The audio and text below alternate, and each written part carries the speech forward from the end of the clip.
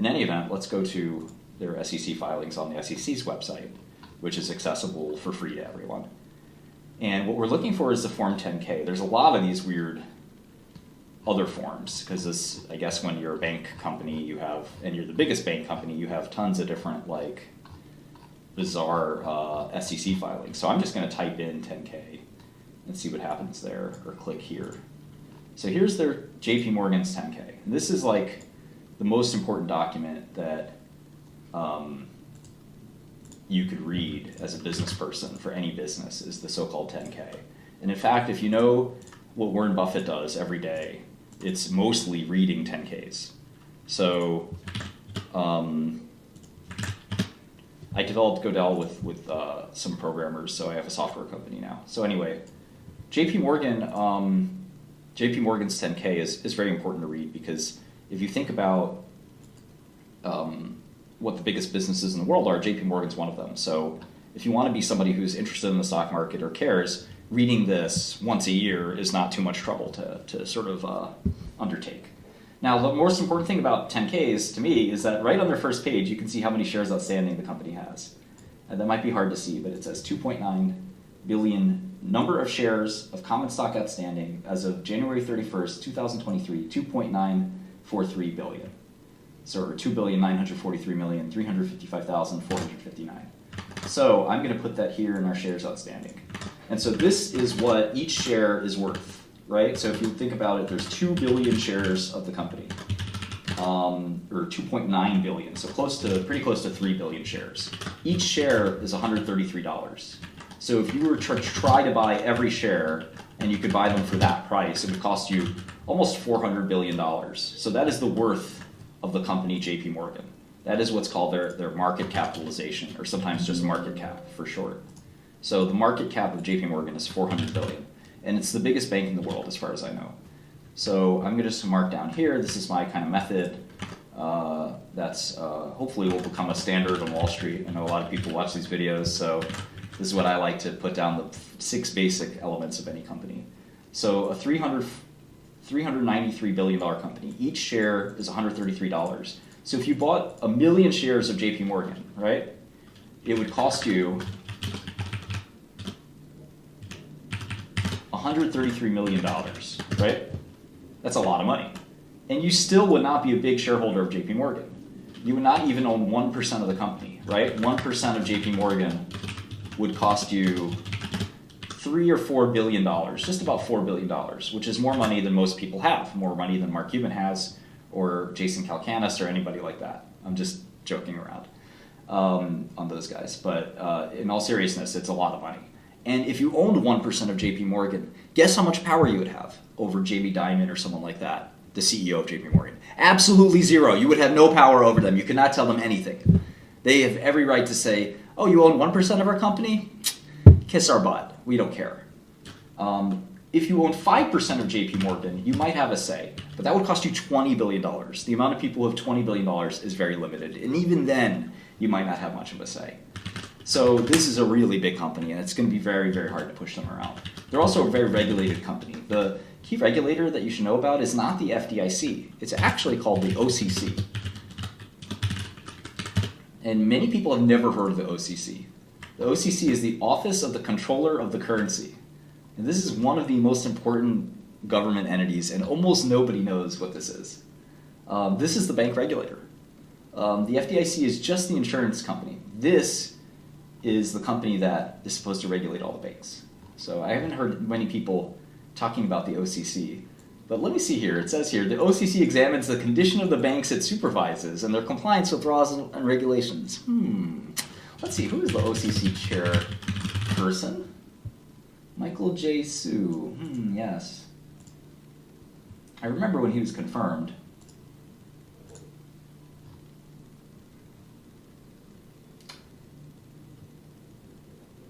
I think there was a lot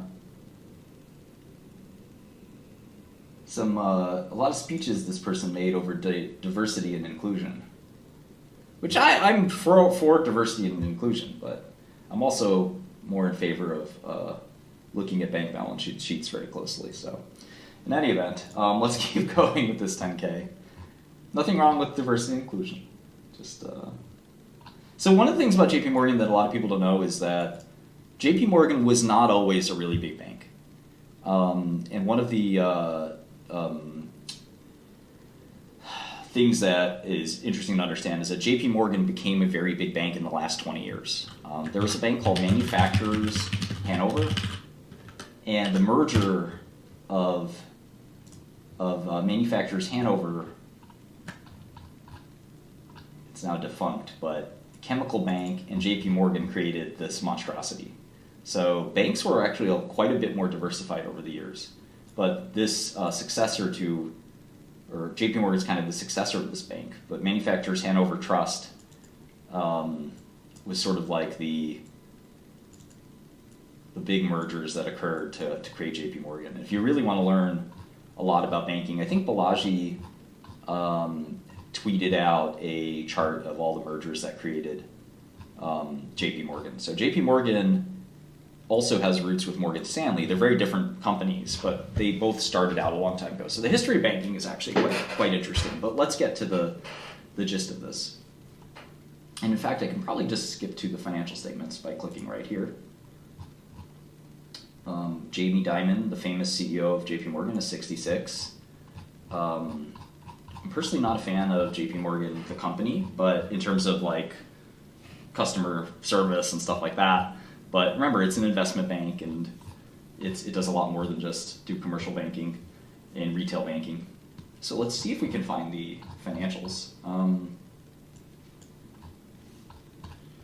I see MD&A, so let me go back because I think maybe I missed it. Let's see, financial statements and supplementary data. There might be like this separate, there's often this like separate section. So I'm a little frustrated because this is a very, very big document, and I just want to make sure that I get the right, okay, here's usually where it is. Okay, cool, here it is. So the auditor's Pricewaterhouse, and here's their income statement. We looked at the pharma company's income statement a minute ago, but now we're going to look at JP Morgan's balance sheet first. But you can see they have an income statement too. There's revenue, right? There's costs, and there's income. And a lot of the revenue you can see is coming from interest, right? The interest on the loans that they make. They make loans with your money. They don't give you their profits, right? Look at how much money they made, $35 billion. You don't get those profits. They get those profits. Their shareholders get those profits. They get bonuses from those profits. You get nothing. You get the lowest possible interest rate that they can possibly provide to get you to give them their money, to give them your money, which they will hold and risk and lend and do whatever they want with, and give you it back if they can hold on to it, which Silicon Valley could not hold on to it. So let's look at the balance sheet in terms of cash and due from banks. Again, there's so many squirrely things in these bank balance sheets that make you go, cash is something that I think anybody can understand what cash is. But when it comes to a bank, it's not that simple. It says due from banks. What does that mean, due from banks? So this is money that JP Morgan has, but it's also money that other banks owe them, I guess. And this is $27 billion. And what's interesting is that that's not a lot of money for JP Morgan. You can see that just the next item is $500 billion, and that's deposits with banks. But wait a second, aren't they a bank? Why are they deposits with banks? It's kind of a funny statement. So we're going to have to look at that too and say, well, where are those deposits actually deposited? Or I assume they're with JP Morgan itself, but it's just sort of a funny name, isn't it? So we just looked at the first two parts of the balance sheet, and I've been looking at financial statements for 20 years. I'm something of an authority on the matter, and bank balance sheets are not simple. So here's the next one. Federal funds sold and securities purchased under resale agreements. Help me understand what that is. Does that sound like English to you? $315 billion. So $315 billion of federal funds sold and securities purchased under resale agreements. Now not as easy as pharma or tech. You know, if you look at Cisco's balance sheet or Microsoft's balance sheet, the most complicated thing you're going to see is deferred revenue. This is not so simple. All right, securities borrowed. That is $185 billion. Trading assets. And the other thing here about securities borrowed is look at the fair value versus the actual book value, right? And this is something that Bill Ackman was talking about the other day, that those are two very different things, but let's keep going. Trading assets, $453 billion. Available for sale securities, $205 billion.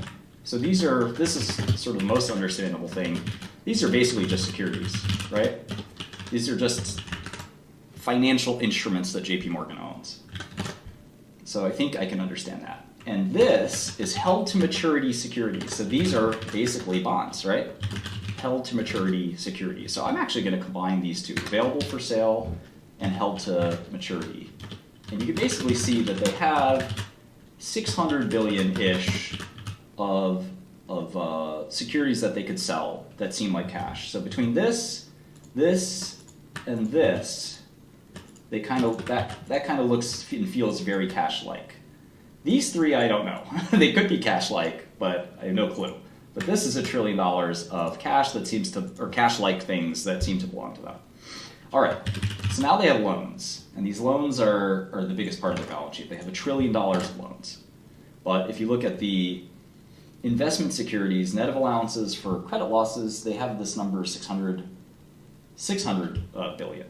So I think that's a separate line. Pretty sure it is. Okay. I want to make sure I did all this right, because it looks like there's 425, 205, and then 631, 162. Okay, so we're actually they added them as well. So I added them, they added them. That's a good sign. So now there's the bulk of the bank, which is loans, right? Loans, and we have loan losses. So I'm just going to do net loans. So this is also quite understandable to me. That's an asset. And so in terms of the assets I understand, and I'm being humble here, that I think these are things you and I can both understand, that we're looking at $2 trillion that we understand. This is their cash as well. These are stocks and bonds that they own, mostly bonds, and these are loans that they've made. So almost 2.3 trillion we understand, and maybe 1 trillion is not quite obvious until we do a little more thinking and research. And again, I'm not a bank analyst, so this isn't my forte, but I do know financial statements. So the rest is pretty small, actually. So we have accrued interest. We actually do have property, plant, and equipment, and we actually do have goodwill.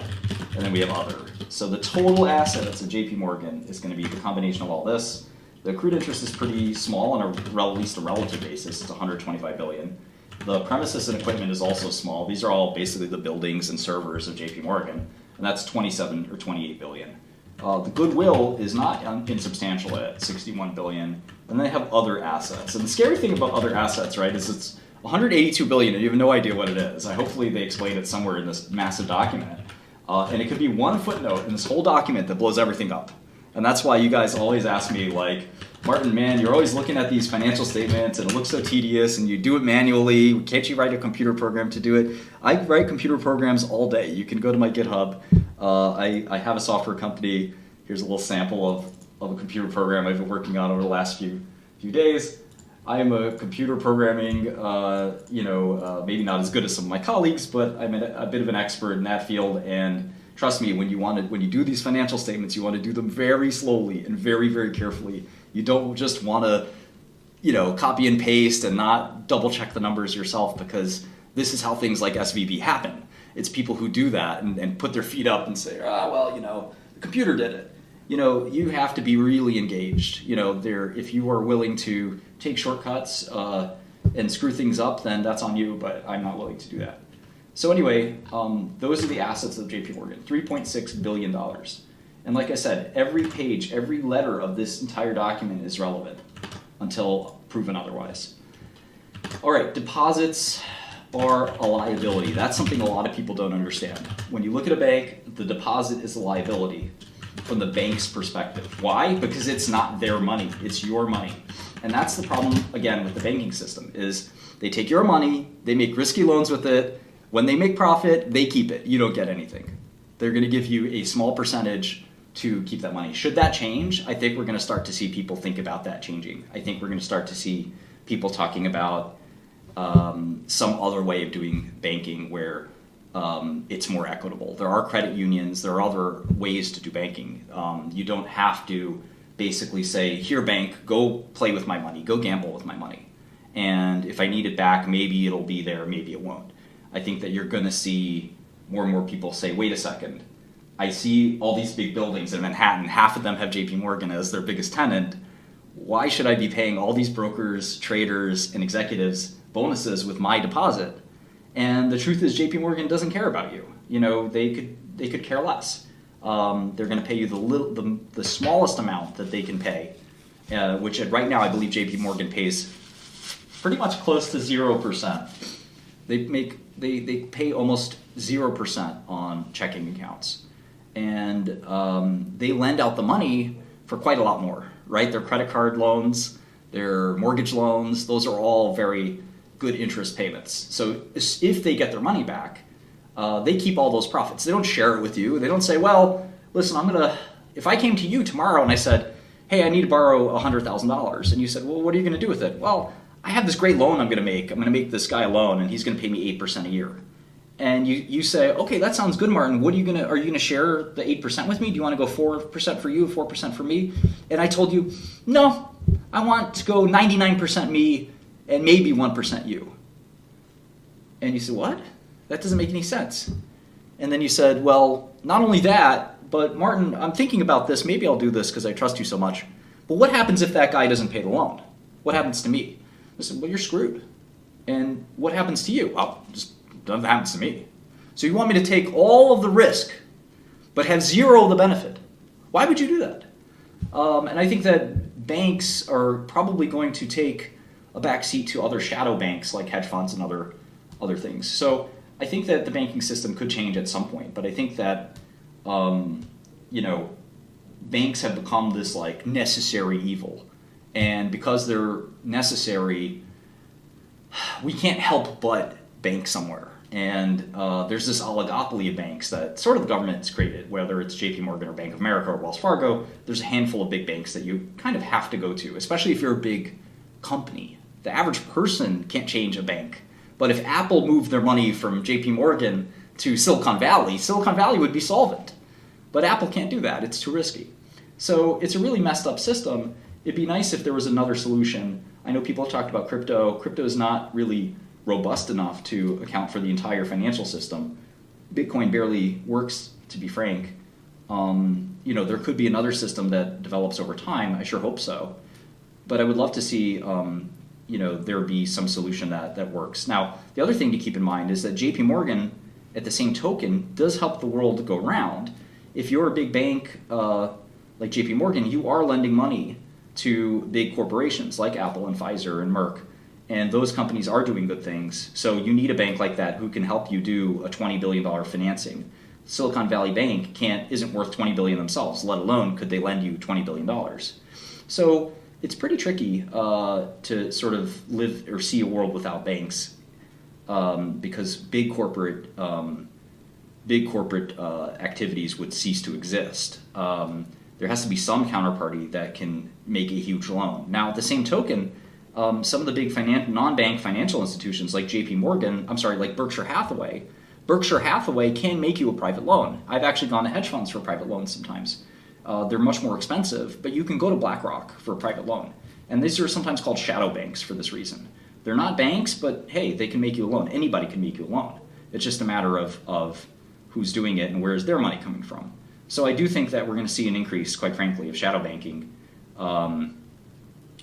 due to some of the changes that are happening. So anyway, JP Morgan has $2.3 trillion in deposits and 3.7 in assets.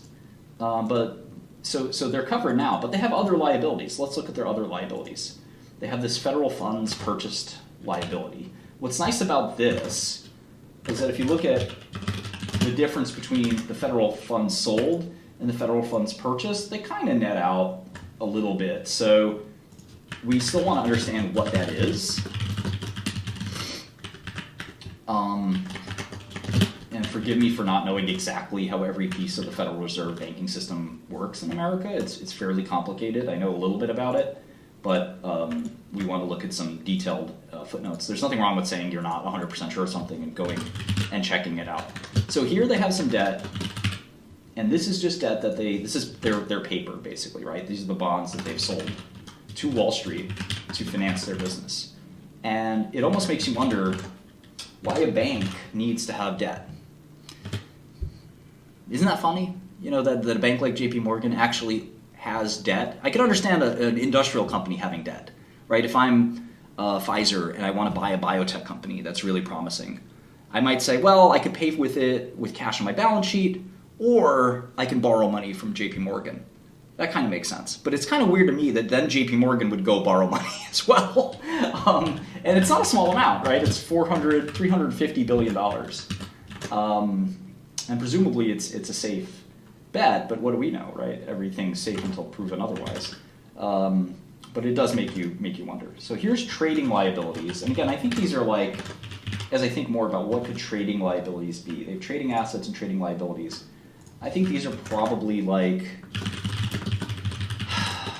assets with trading partners, things like that. So it's about 200 billion.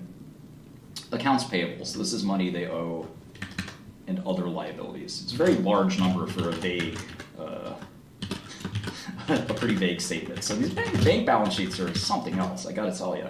And maybe we'll look at like a small regional bank as well, like First Republic. All right, so we have VIEs, which are sort of weird sort of financial instruments. And that's it. We have total liabilities of 3.3 billion. So the book value of JP Morgan is 292 billion. And if we reduce that by goodwill, the tangible book value, right? The tangible book value is 231 billion. But the market value of JP Morgan is 393 billion. So it makes you wonder why JP Morgan's trading at 2 times book value. Most people say that banks should trade at 1 times book value, or slight premium to that, but not more. So JP Morgan looks pretty overvalued, just based on that alone. But we still also have to like dissect this really carefully. But that's like a rule of thumb for most banks, is that they should not be trading at this massive premium to their book value, because ultimately, you know, a bank is nothing more than its assets. And as its assets get worked out, that's really all you get in a bank. It's not like you're buying a franchise, right? You're just buying the current loan book. So that doesn't apply in a tech company, where the book value doesn't really tell you anything other than maybe the rock bottom value of what a company should be. Whereas book value for a bank actually does kind of reflect, you know, what it should be.